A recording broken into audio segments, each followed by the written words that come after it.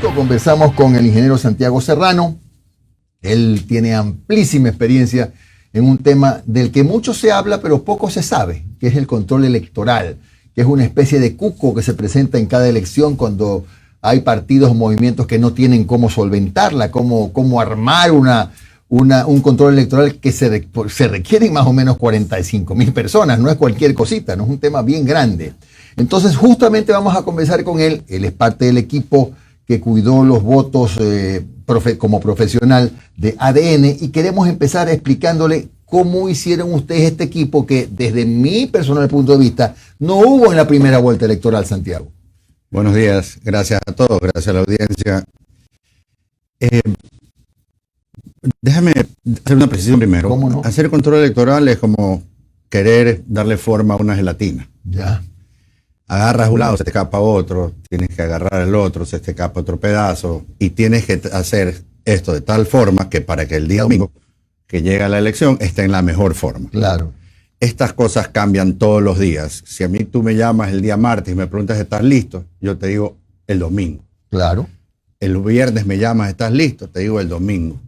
Porque creer que uno está listo en un proceso de estos antes del domingo es mentira. Tú no sabes cuánta gente el sábado toma la decisión de hacer otra cosa. Claro. Entonces, para realizar este trabajo, lo que necesitas es básicamente un seguimiento permanente, herramientas que desmientan las falencias que te dan los aportes de las 24 provincias, y que tú puedas con eso tener, cruzar información y poder exponerlos para que cumplan con el objetivo que se ha trazado. Ya. Disculpe si No, me fui sí, muy lírico. por favor, no, está bien. No. Entonces, solo para terminar. Ya. Efectivamente, yo debe haber fallado porque en la primera vuelta fue, evidentemente, no se sintió. Evidentemente. ¿Ya? Sin embargo, lo que sí te puedo decir es que esta vez las provincias claves, los puntos claves estuvieron cubiertos. Claro. Esa es la ventaja de hacer control en la segunda vuelta. Tú sabes dónde cuidar el voto. Son 40,000 mesas. En la segunda vuelta tú ya sabes, por procesos matemáticos que hacemos, sabemos dónde está el hueco. Te das cuenta de las diferencias y las asimetrías en mesas y ya sabes dónde está el hueco. Entonces, concentras tu esfuerzo en eso, y esa fue la estrategia que se siguió. Ese fue, digamos, el éxito, por decirlo de alguna manera, Digamos ¿no? así, tú tienes que tener por lo menos una persona en cada recinto y una persona en las mesas conflictivas. El resto es ganar. Ahora, ¿cómo explicas la diferencia que se da entre la primera y segunda vuelta de la votación que obtuvo Noboa y de la votación de Luisa González, que aparentemente pues no creció como se había proyectado? Yo escuché la entrevista anterior. Yo creo que el factor miedo fue muy importante. Pero yo desde el primer día de la vuelta pasada hice un análisis. Solo me remito a la historia. Ya.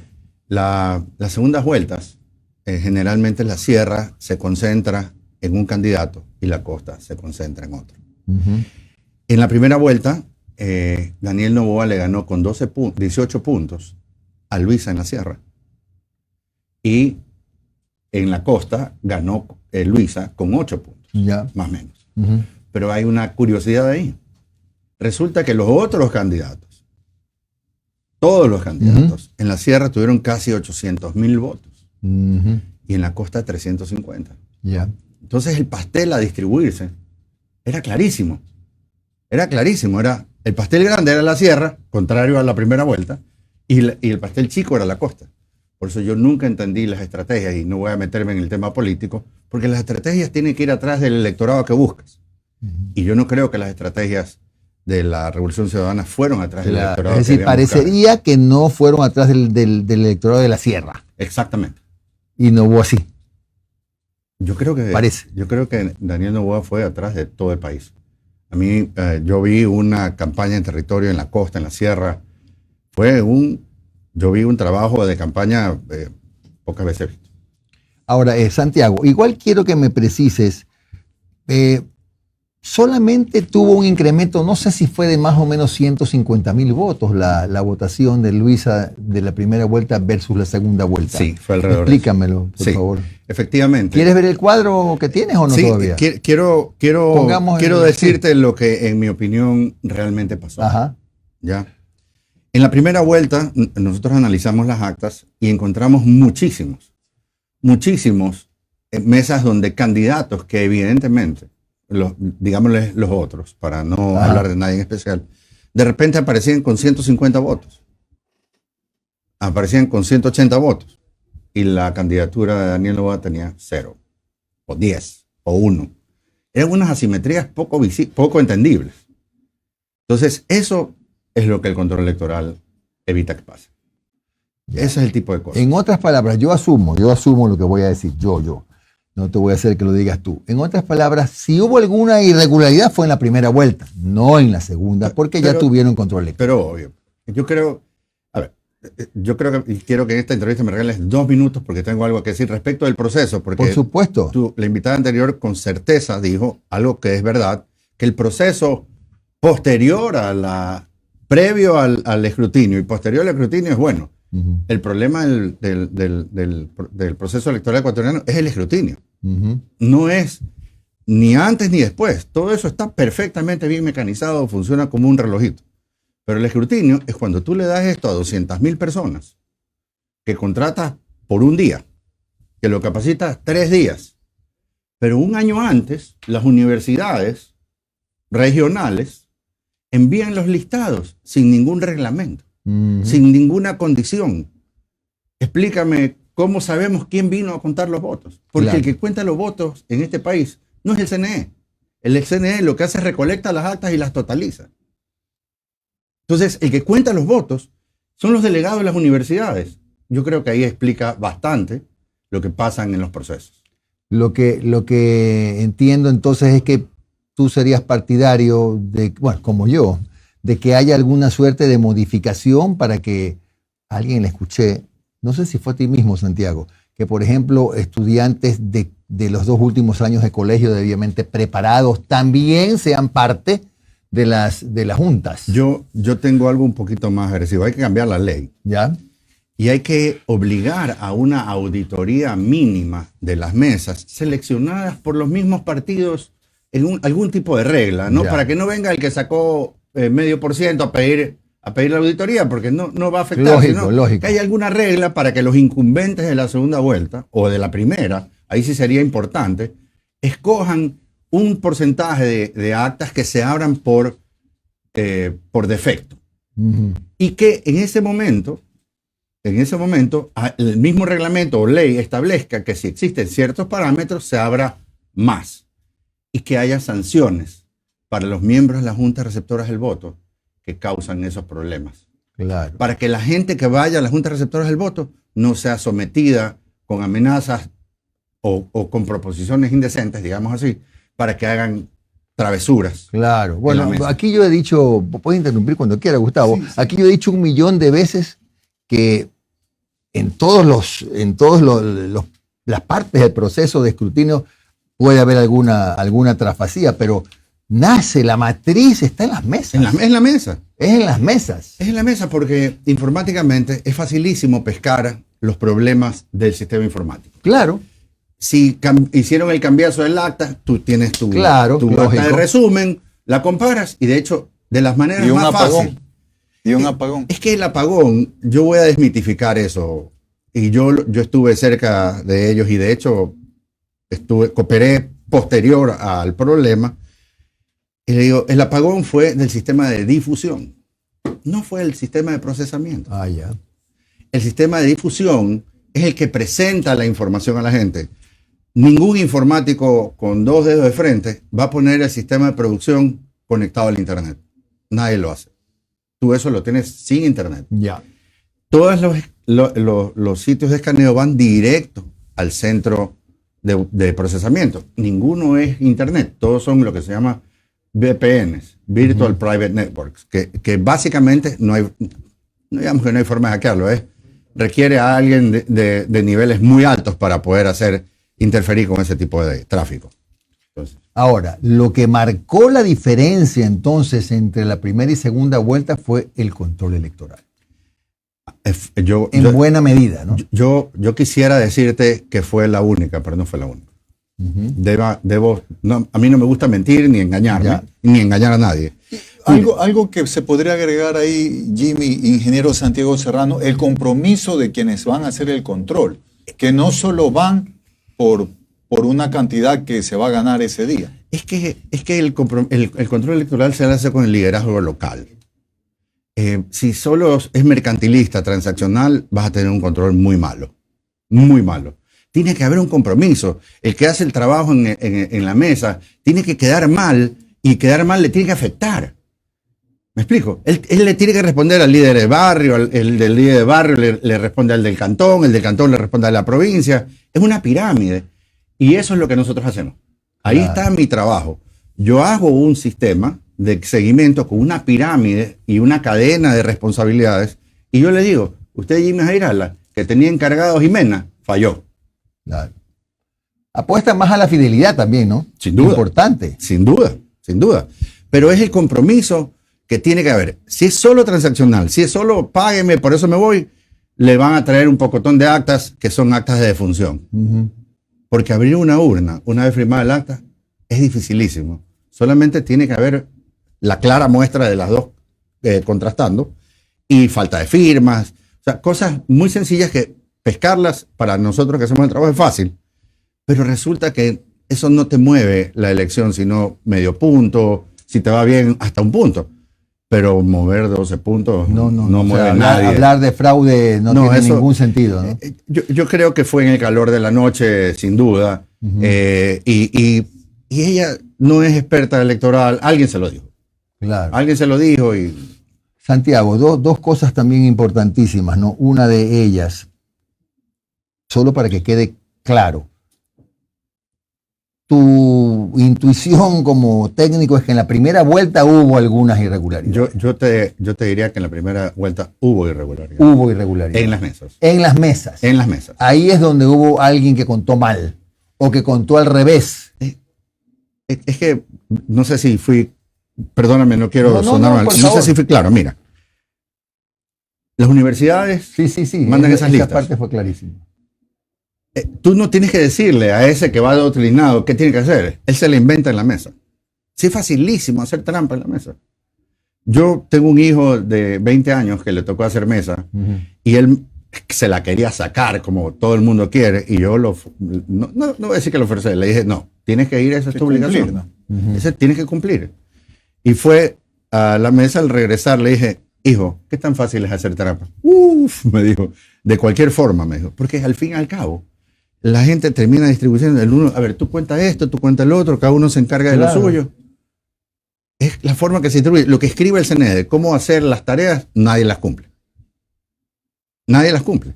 Claro, porque yo también digo que a veces, no, he dicho muchas veces, que en el acta que está pegada en la pared, ahí ya está consagrado Cuando lo lógico es que hagan el trabajo en la pared. Sí, es una buena...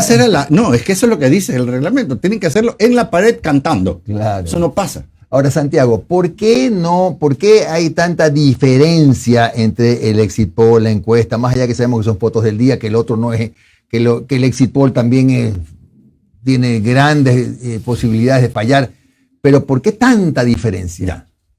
Yo voy a hablar de esto y con el respeto que merecen. Yo no soy estadístico, todo el mundo cree que yo hago encuestas, y sí las hago contratando gente que hace encuestas. Me explico, no las hago yo. Entonces, la metodología que usan hoy algunas encuestadoras es esta. Y eso no sirve. No sirve. No sirve porque no sabes quién es, no sabes realmente dónde está, no sabes si es hombre, si es mujer. ¿Cuál es el target? No sabes dónde está sentado. No sabes si está en el oriente, si está en el... O sea, por ahorro de costos, pues, ¿no? No, lo que se trata son procedimientos que se están tratando de usar en Estados Unidos, donde es más barato, y le meten ajustes con inteligencia artificial. Pero todavía no funciona. No funcionan bien. Pero solo te doy una primicia. Sí hubo una interna que dio el resultado. Una encuesta.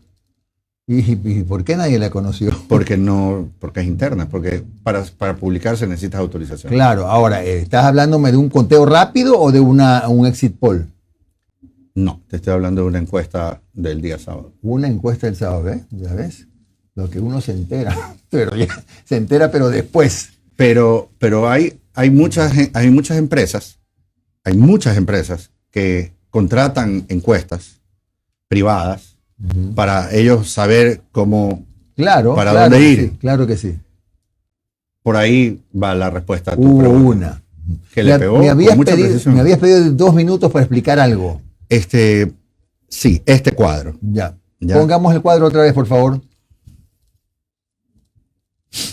Explícalo Ya. mientras. Ahí está. Aquí lo que vemos, yo he hecho un análisis un poco simplista, pero así como en la primera vuelta yo decía, analizando la concentración de votos de la Sierra, iba a haber una diferencia solo por esa concentración de 1.6 a 2.5% de votos a favor. Ya. Pero tú tienes que saber que en este universo de la segunda vuelta, un voto es 2 votos. Sacas uno, pones otro, son 2 votos. O sea, la diferencia se hace 2. Han habido 126,000 votantes nuevos. Eso es importante que tú lo tomemos en consideración. Que no habían votado en la primera vuelta. Así es. Y han habido 160,000 votos en blanco menos. Ah. ¿Ya? Ojo, cada uno de estos es un punto y algo.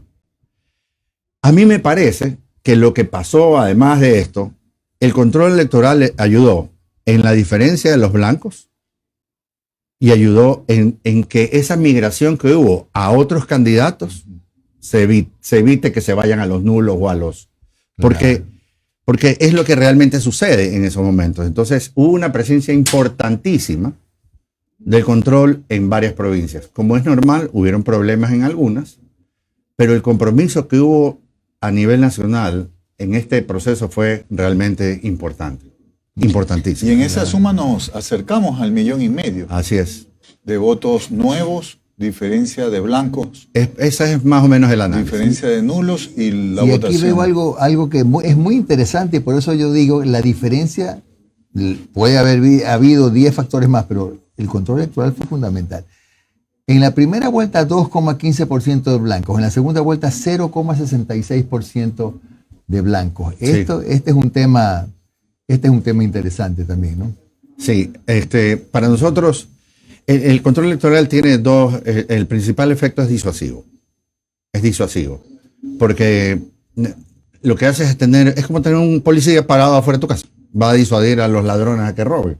Entonces, donde no tienes policía, te pueden, no necesariamente hacen. Entonces, para mí, las áreas céntricas de Guayaquil, de Quito, de Cuenca, no me preocupan porque ahí no pasan estas cosas. Ya. La gente no va a hacer trampa en la mesa. Esto Ya. pasa en ciertas provincias, en ciertas ciudades de provincias, no en todas. Claro, claro. Y en la ruralidad, donde hay más, no sé si digamos abandono, hay más dificultad para cubrir. Claro que sí. Pero lo que esta vez me encantó, hubieron 98.5% de gente registrada y de esas certificamos hablando con ellos, cerca del 80%, Ah, fue bueno. que son números altísimos. Enorme. A ver, la última A cosa. propósito de una cosa, Sí. yo no hago el control electoral, yo controlo el control electoral. Ah, control es el control. A ver, Ese es mi trabajo. La última consulta, y esto ya más es una opinión realmente. No hubo endoso de votos entonces, ¿verdad? Para nada. Pero para nada. Es obvio. Bueno, sí, ya aquí hemos revisado las votaciones, por ejemplo, de la Sierra Centro y la CONADE. Es no obvio, endosó es obvio. nada. Lo que pasa es que uno no puede olvidarse de la cultura de los pueblos. Yo no sé si ustedes crean que en la Sierra, el serrano, mi familia es serrana, por si acaso, El apellido y también. también es mi apellido. En la Sierra el serrano es una persona que trabaja bien en comunidad, pero guarda su propia opinión y es muy fuerte en su propia opinión. Claro. Y en la privacidad del voto, nadie se va a meter. con ellos. Lógico, lógico. Yo no creo que haya forma de endosar el voto, ni en la sierra y tampoco en la costa. Gracias a Santiago Serrano, es un experto en control electoral, hemos recibido una interesante clase para entender estas cosas, ¿no?